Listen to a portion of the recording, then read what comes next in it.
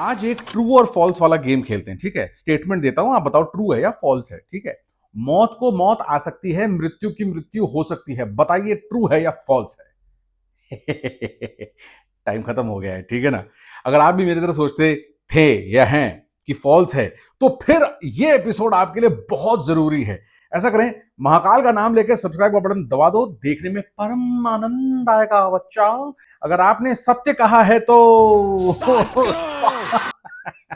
दुआएं दे सकता हूं है। तो हाँ, ये सुनने में बड़ा अटपटा लगता है कि मौत के देवता मृत्यु के देवता यमराज, जो खुद स्वयं काल हैं, जिनको धर्मराज कहा जाता है, उनकी मृत्यु ये नहीं हो सकता यार। कैसे हो सकता है? नहीं हो सकता है।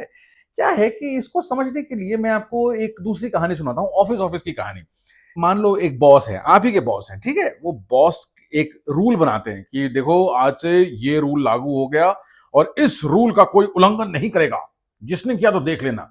आप बड़े अच्छे ही एम्प्लॉय हैं, आपने कहा कि ठीक है, बॉस ने रूल बनाया है, ये रूल है, इस रूल का पालन मैं करूंगा, इस रूल को कभी तोड़ने नहीं दूंगा, इस रूल को न खुद तोड़ूंगा और इसकी रक्षा करूंगा। तो आप अच्छे एम्प्लॉय हुए कि नहीं? सही बात है। पर एक दिन बॉस का मन जो है थोड़ा सा चेंज हो गया। बॉस बोला नहीं यार, एक बात तोड़ते हैं, इसको ऐसे करते हैं। बस फिर क्या, आप में और आपके बॉस में भिड़ंत हो जाता है और एंड में हो सकता है कि चोट जो है वो आप ही को पहुंचे, नौकरी आप ही की जाए। कुछ ऐसा ही हुआ हमारे बेचारे यमराज के साथ। क्या बताता हूं। तो हुआ कुछ यूं कि एक बार एक ऋषि कपल थे। यार हर बार सेम जोक मत। हाँ, एक कपल थे, ऋषि थे, ऋषि मरिकंडू और उनकी बीवी थी, उनकी स्त्री थी मरुद्वती। इनकी एक ही मंशा थी और एक ही इनकी लालसा थी कि एक एक पुत्र हो, एक बच्चा हो। तो उन्होंने महादेव की आराधना की। महादेव प्रकट हुए, बोलो क्या चाहिए? तो उन्होंने कहा कि महादेव पुत्र चाहिए। तो महादेव बोले ओके। पर सडनली महादेव को पता नहीं क्यों केबीसी खेलने का मूड कर गया। तो उन्होंने कहा और आपको पुत्र मिलेगा, मगर उसके लिए आपके पास दो ऑप्शन है। यहाँ ये देख लीजिए, यहाँ पे जैसे पुत्र की शॉपिंग कर रहे हो ऑनलाइन। तो पहला ऑप्शन दिया गया कि आपको पुत्र मिलेगा जो जिसकी लंबी आयु होगी और वो बहुत मतलब आपके बुढ़ापे का सहारा बनेंगे, एटसेट्रा एटसेट्रा, मगर बुद्धि में थोड़े से कमजोर रहेंगे और ज्ञान में थोड़े से पैदल। या फिर आप ऑप्शन 2 लेना चाहते हैं, जहां आपको मिलेगा एक बहुत ही ज्ञानी, गुणी, सज्जन पुरुष जो आपका पुत्र होगा, किंतु अफसोस उसकी आयु केवल 16 वर्ष की होगी। ये मुझे कोई बताए कि महादेव ने ये वाला केबीसी खेला क्यों है। और इस तरह का यूजुअली तो महादेव आके बिल्कुल सीधी तरह से मतलब जो मांगो सो दे देते हैं, मगर मरिकंडू और मरुद्वती के साथ पता नहीं उन्होंने क्यों खेला, ये मुझे नहीं पता। आपको अगर पता है तो भाई नीचे कमेंट्स में लिख के जरूर बता देना। अब हस्बैंड वाइफ दोनों ने काफी परामर्श किया और उन्होंने कहा कि हम ऑप्शन 2 लेते हैं। महादेव बोले तथास्तु और अंतर्धान हो गए। मरिकंडू और मरुद्वती को मिला एक संतान, एक पुत्र, जिसका नाम रखा गया मार्कंडेय। मार्कंडेय जन्म से ही बहुत इंटेलिजेंट थे और बहुत जल्द ही उन्होंने मतलब वेद, उपनिषद, वेदांत वगैरह सब कुछ मतलब जैसे मतलब घोल घाल के पी गए। अब स्टोरी को थोड़ा सा फास्ट फॉरवर्ड करते हैं, इस तरफ जाएंगे, ठीक है। हाँ, तो 15 साल 364 दिन हम थोड़ा से आगे बढ़ गए। उस दिन मार्कंडेय उठता है और उसको नोटिस होता है कि यार धूप सुगंध की कोई खुशबू नहीं आ रही, यज्ञ होम का कोई आवाज, कोई मंत्रोच्चारण नहीं हो रहा, ये हो क्या रहा है। तो वो फटाफट बाहर जाके देखता है कि उसके माता पिता साइड में बैठे रो रहे हैं। तो वो भी बैठा, उन्होंने कहा कि क्या हो गया, आप लोग रो रहे हो?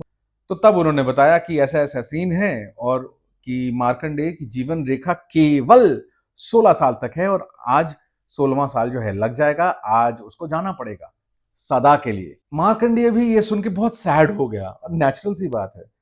तो उसने कहा कि अच्छा एक लास्ट ट्राई कर लेते हैं। तो पेरेंट्स बोले क्या ट्राई? आप कहते हैं कि मैं अगर महादेव की कृपा से हुआ हूं तो एक बार महादेव को मैं एक बार रिक्वेस्ट करता हूं कि क्या मैं थोड़ा और जी सकता हूं। तो मार्कंडेय वहीं होम भूमि पर बैठते हैं जहां पे होम होता है, वहां पे वो मिट्टी से वो एक शिवलिंग बनाते हैं और उसकी पूजा करने में वो लीन हो जाते हैं। यहां पे एंट्री होती है हमारे अच्छे एम्प्लॉय की, यमराज। सही सही पकड़े हैं, शाबाश। वो उन्होंने घड़ी देखी, उन्होंने कहा अरे इनका तो टाइम हो गया है। तो उन्होंने अपने यमदूतों को भेजा, बोले कि जाओ लेकर आओ और सुनो, अच्छे से लेकर आना, बहुत सच्ची आत्मा है। तो गए यमदूत, थोड़ी देर बाद यमदूत वापस आ गए। यम बोले व्हाट हैपेंड? तो उन्होंने कहा प्रभु हम गए तो थे लाने, मगर हम ला नहीं पाए, कुछ फोर्स फील्ड है, कुछ हमें रोक रहा है। तो यमराज ने कहा ओके आई विल इन्वेस्टिगेट। और जाके उन्होंने देखा कि मार्कंडेय जो है शिवलिंग के बिल्कुल ऐसे करके वो आराधना कर रहा है। तो बोले बेटा जी आपका टाइम हो चुका है, प्लीज कम। मार्कंडेय डर जाता है। यमराज अपना पाश फेंकते हैं मार्कंडेय के ऊपर, और उस पाश में मार्कंडेय, और कहते हैं कि वो शिवलिंग को भी उन्होंने से जकड़ लिया था। और फिर यमराज उनको पुल करने लगे कि भाई चल लो, देर हो रही है, समय हो चुका है। एज एन एम्प्लॉय वो बिल्कुल सही काम कर रहे थे, उन्होंने कुछ गलत नहीं किया था। अब अचानक आगे आ रहा हूं क्योंकि यहां पे एक्साइटिंग हो जाता है मामला। अचानक से एक धमाका होता है और वहां पे प्रकट होते हैं महाकाल, मतलब महादेव, मतलब देवों के देव, देवादि देव, महादेव शिव शंभू। और आके बोलते हैं hold, stop it Yamraj, stop. तो यमराज रुक जाते हैं, बोलते हैं ये तुम कर क्या रहे हो? बोले सब प्रभु नियम है, रूल है, इनका टाइम ओवर हो गया, मैं लेने आया हूं। कहते ऐसा करो ये नहीं जाएंगे। इस पे यमराज बोले प्रभु इनको 16 साल की उम्र तो आप ही ने दी थी, आपके कथन को सत्य करने के लिए ही मैं यहां पे आया हूं, विधि का विधान है, आपने कहा है मैं वही कर रहा हूं, तो मुझे कहे आप डांट रहे हो? तो शिव जी बोले देखो मुझे ये बहुत पसंद है, ये मेरा भक्त है। वो क्या होता है ना कि भक्त जब प्यार से बुलाते हैं तो शिव शंभू का दिल जो है वो बिल्कुल मोमबत्ती के तरह पिघल जाता है। यमराज हंसे, बोले यार क्या कर रहे हो यार शिव जी, मतलब ये गलत है यार, ये आप नहीं समझ रहे हो।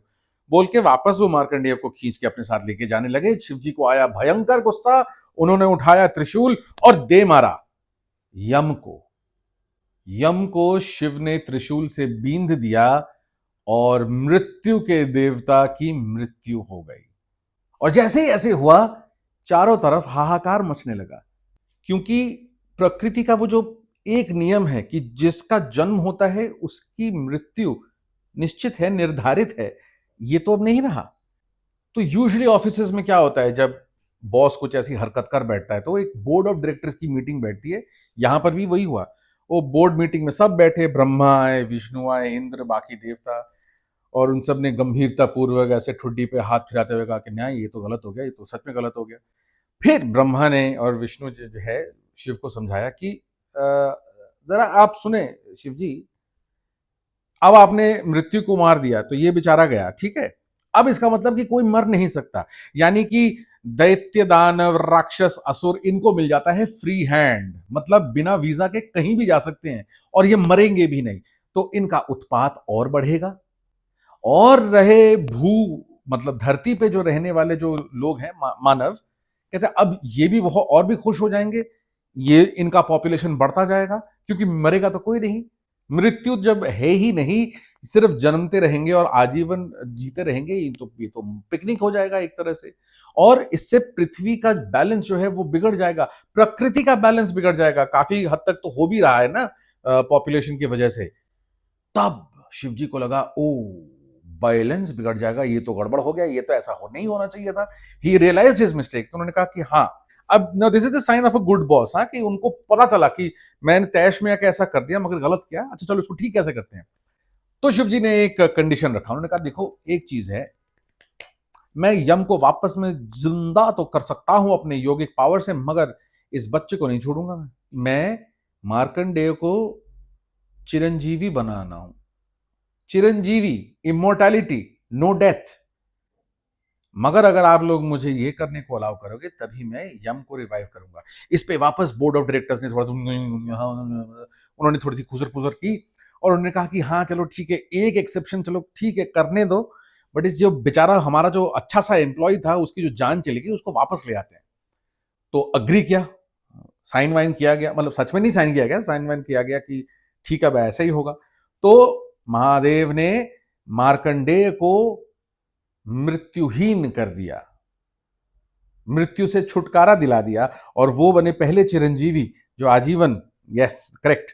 और यमराज को मिला जीवन दान बाय शिव महाराज, जिनको उस वक्त कहा जाता था, उनको नाम दिया गया कालांतक, जिन्होंने काल का अंत किया है।